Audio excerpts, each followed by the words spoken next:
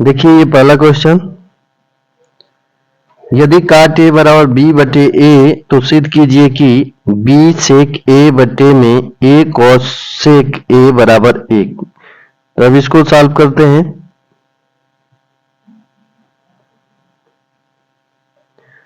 Left hand side ले लेते हैं। लेफ्ट हैंड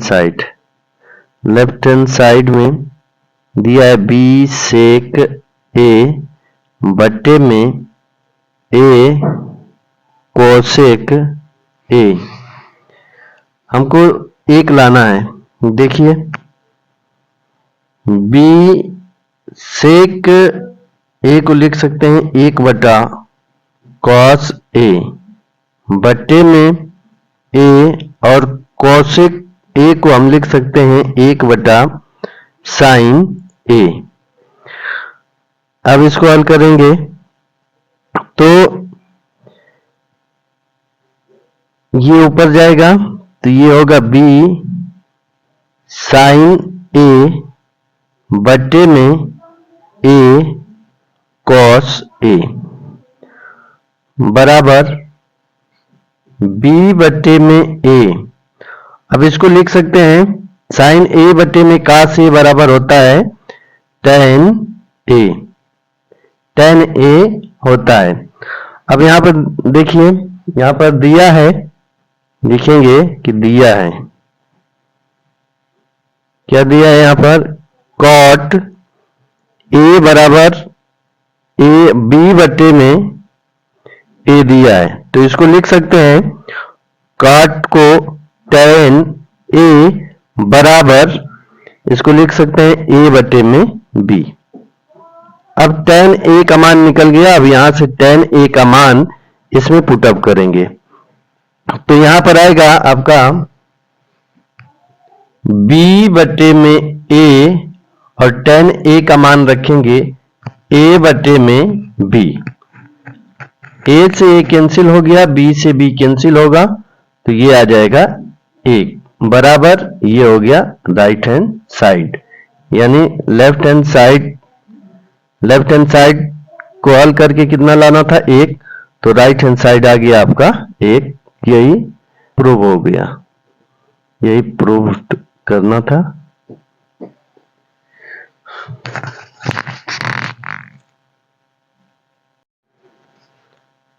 आइए प्रश्न नंबर 1 का ख देखते हैं।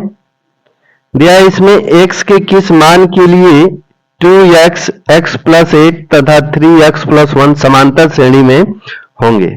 अब इसको हल करते हैं। इसमें देखिए दिया क्या है कि समांतर श्रेणी लिख लेते हैं 2x x प्लस 8 और 3x प्लस 1 दिया है। इसमें बात करें तो प्रथम पद होगा आपका a, प्रथम पद होता है तो a का मान दिया है 2x, और इसमें सर्वांतर निकालने d का मान, d होता है सर्वांतर, तो d का मान निकालेंगे तो द्वितीय पद में से प्रथम पद को घटा लेंगे, तो ये होगा x प्लस 8 माइनस 2x। अब इसको जब हल करेंगे तो ये आएगा minus x plus 8। Minus 2x में से x, जब माइनस 2x में x जोड़ेंगे तो माइनस x प्लस 8 आएगा। अब इसमें अंतिम पद कितना दिया है, an दिया है आपका 3x प्लस 1, और इसमें पदों की संख्या कितना है, तो देखिए 1 2 3, इसमें पदों की संख्या आपका n हो जाएगा 3। अब इसको सॉल्व करते हैं। हम लोगों के पास सूत्र होता है an बराबर a plus n minus 1 into D. ये समांतर श्रेणी का ये सूत्र होता है। अब इसी सूत्र में सभी मानों को रख देंगे।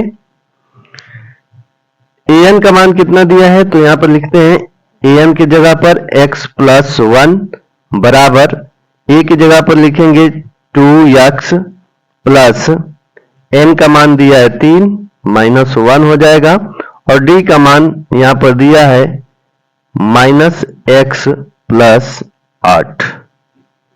ये हो गया। अब इसको हल कर लेते हैं।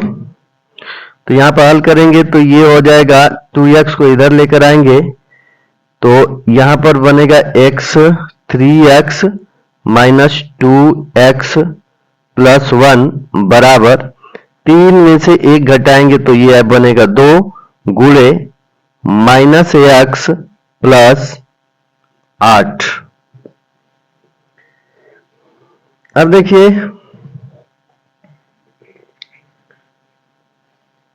इसको जब घटाएंगे तो ये होगा x प्लस 1 बराबर 2 का इसमें गुणा कर देते हैं तो माइनस 2x और इसमें गुणा करेंगे तो 8 दूना के 16 हो जाएगा। 2x को इधर लेकर आएंगे, 1 को उधर करेंगे, 2x इधर आएगा तो ये होगा x प्लस 2x बराबर ये 16 हो गया और 1 उधर जाएगा तो माइनस 1 बनेगा। ये हो गया 3x बराबर ये हो गया 15। अब यहां पर देखिए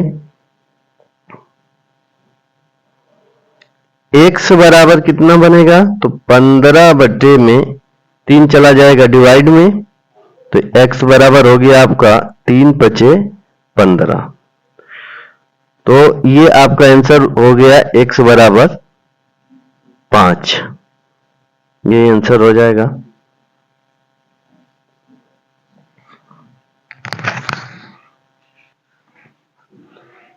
एक का ग अब देखते हैं। सिद्ध कीजिए कि 2 रूट में 3 एक अपरिमेय संख्या है। सिद्ध करना है तो इसको सिद्ध करते हैं,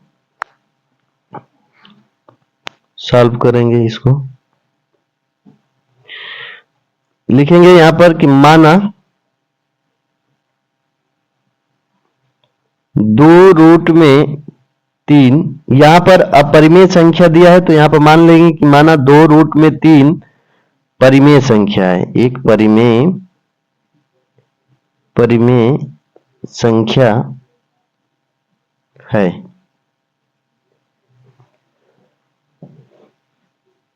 अब यहां पर देखिए कि 2 रूट में 3 परिमेय संख्या है तो परिमेय संख्या को हम p बाई क्यू के रूप में लिख सकते हैं, यानी 2 रूट में 3 को हम p अपन q के रूप में लिख सकते हैं, जहां p व q पूर्णांक हैं, जहां p और q पूर्णांक हैं और q बराबर 0 नहीं है, इतना मान लेंगे। अब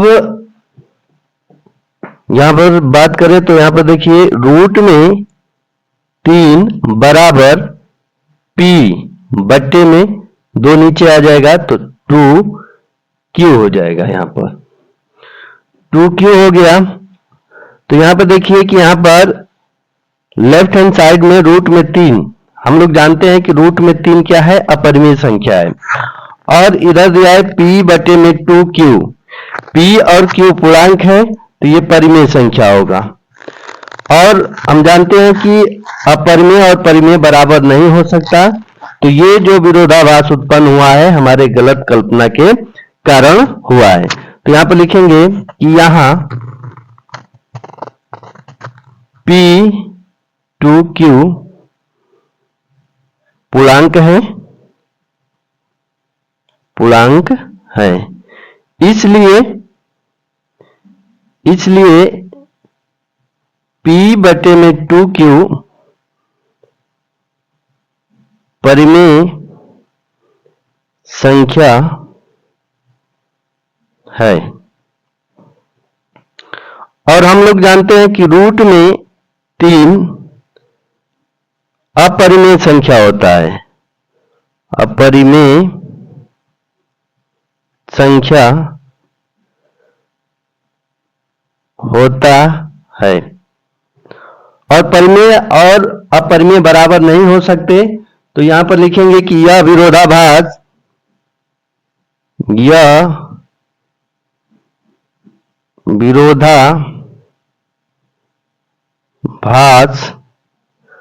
हमारी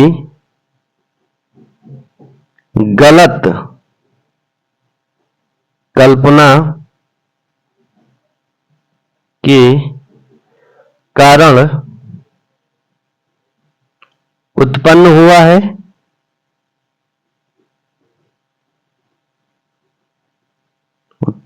है। अतः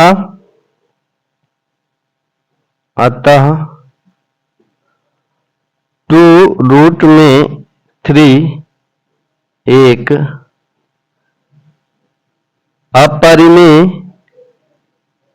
अपरिमेय संख्या है। यही प्रूव करना था, ये प्रूव हो गया।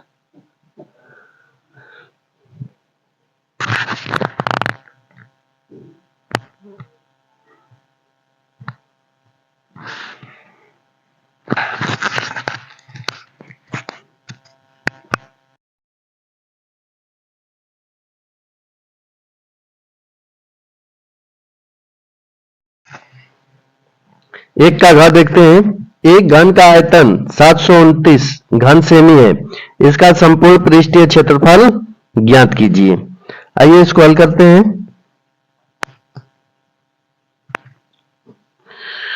घन का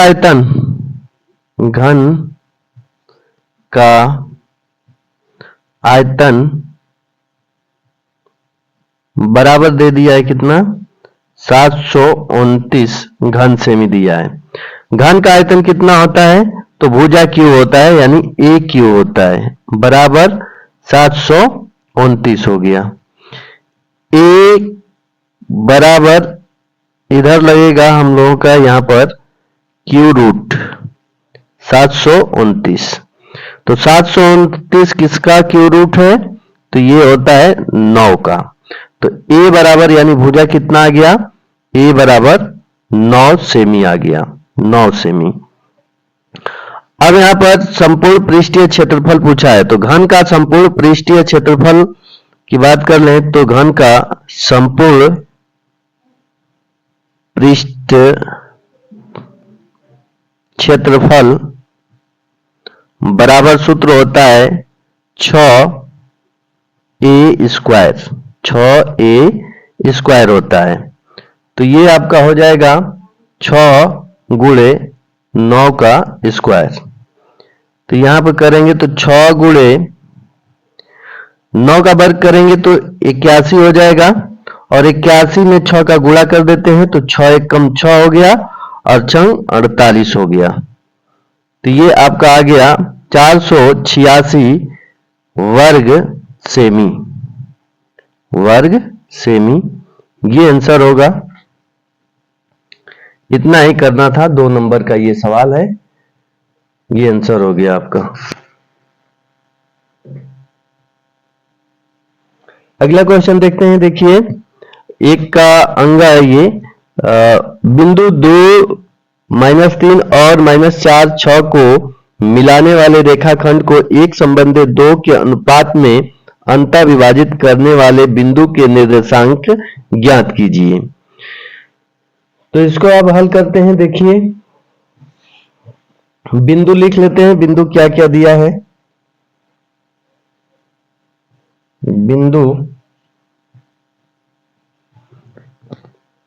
बिंदु दिया है यहां पर 2, -3 और -4, 6। तो यहां पर बात करें तो यहां पर x1 का मान है आपका 2, y1 का मान हो जाएगा आपका -3, x2 की बात कर लें तो x2 बराबर हो जाएगा -4, और y2 की बात कर लें तो y2 हो जाएगा 6। ये आपका x1 होता है, ये y1, ये x2, ये y2 हो गया। अब यहां पर अनुपात दिया है तो m1 का मान दे दिया है 1 और m2 का मान दे दिया है 2। अंतः विभाजित करने वाला हम लोग सूत्र जानते हैं कि अंतः विभाजित करने वाले बिंदुओं के निर्देशांक का सूत्र हम लोग जानते हैं। क्या होता है? m1 x2 plus m2 x1 बट्टे में m1 प्लस m2। और y के पदों में देखें तो m1 y2 plus m2 y1 बट्टे में m1 प्लस m2। अब इसमें मान पुटअप करते हैं। मान जब रखेंगे तो m1 का मान है 1, x2 का मान देखिए -4 है तो -4 रख देते हैं, प्लस m2 का मान 2 हो गया और x1 का मान 2 है, बट्टे में m1 प्लस m2 का योग कर देते हैं तो 1 प्लस 2 हो जाएगा। और यहाँ पर m1 का मान 1 और y2 का मान यहाँ पर 6 है और प्लस m2 2 हो जाएगा और y1 -3 हो जाएगा, बट्टे में 1 प्लस 2 हो जाएगा। ये हो गया। अब इसको हल कर लेते हैं। जब इसको हल करेंगे तो देखिए 1 गुणे -4 तो ये हो गया -4 प्लस 2 दूना के 4 हो जाएगा ये, बट्टे में 2 1 3 हो जाएगा।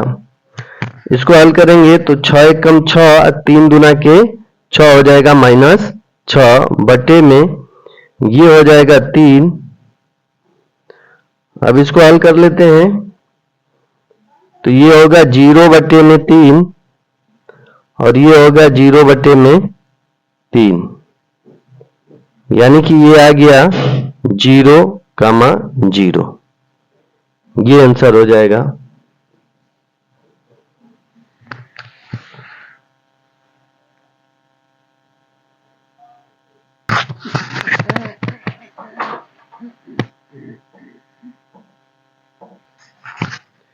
अगला क्वेश्चन देखते हैं, 1 का 14 देखते हैं। निम्नलिखित आवृत्ति वितरण से माध्य ज्ञात कीजिए। इसमें वर्ग अंतराल दिया है 0 से 10, 10 से 20, 20 से 30, 30 से 40, 40 से 50, बारंबारता दे दिया है 8, 12, 10, 11, 9 दिया है। तो आइए इसको हल करते हैं। देखिए इसमें ये वर्ग अंतराल दिया है, बारंबारता दे दिया है। हमको इसमें क्या करना है? माध्य निकालना है। तो माध्य निकालने के लिए सबसे पहले हम वर्ग अंतराल का मध्य पद निकाल लेंगे। इसके बाद f गुणे x का गुणा करके जोड़ देंगे। सिग्मा fx जब निकल जाएगा और इसको जोड़ देंगे तो सिग्मा f निकलेगा और सूत्र पर रख देंगे तो ये आंसर आ जाएगा। आइए मध्य पद निकालते हैं। मध्य पद निकालने का तरीका ये है कि इन दोनों पदों को जोड़कर 2 से भाग कर देंगे। तो 0 और 10 को जोड़ेंगे तो 10 होगा, 10 में 2 से भाग करेंगे तो ये आ जाएगा आपका 5। 10 और 20 को जोड़ेंगे तो होगा 30, 30 का 2 में 2 से भाग करेंगे तो 15 होगा। 20 और 30 जोड़ देंगे 50 होगा, 50 में 2 से भाग करेंगे तो ये आपका आएगा 25। 30 और 40 70 होगा, 70 में 2 से भाग करेंगे तो आएगा 35। और 40 और 50 जोड़ेंगे 90 होगा, 90 से 2 से भाग करेंगे तो ये होगा 45। ये आपका मध्य पद हो गया। अब गुणा करेंगे तो 5 8 40 हो जाएगा। ये 12 में 15 का गुणा करेंगे तो 180 होगा और 25 में 10 का गुणा करेंगे तो 250 होगा। 35 में 11 का गुणा करेंगे तो 385 होगा और 45 में 9 से गुणा करेंगे तो 405 होगा। जब इन सभी को जोड़ेंगे तो आपका आएगा 1260 आएगा। सिग्मा एफ एक्स का मान आ गया 1260। अब यहां पर सिग्मा एफ का मान निकाल लेते हैं। तो सिग्मा एफ का मान हो जाएगा आपका, जोड़ेंगे इन सभी पदों को जोड़ेंगे तो ये आ जाएगा 50। अब समांतर माध्य निकाल लेते हैं। समांतर माध्य बराबर सूत्र होता है सिग्मा एफ एक्स बटे में sigma F. Sigma F x का मान रखेंगे तो 1260 होगा और बटे में ये 50 हो जाएगा। 0 से 0 कैंसिल करा देंगे। अब 5 से इसको डिवाइड करेंगे, भाग करेंगे तो 5 दूना के 10 होगा और ये बच गया 26, 50, 25 होगा और ये हो जाएगा 5 दूना के 10 यानी 2 हो जाएगा। तो ये आपका समांतर माध्य आ जाएगा 25.2। अगला पार्ट हम लोग कल हल करेंगे इसका। इसी सेट का अगला पार्ट हम लोग कल हल करेंगे।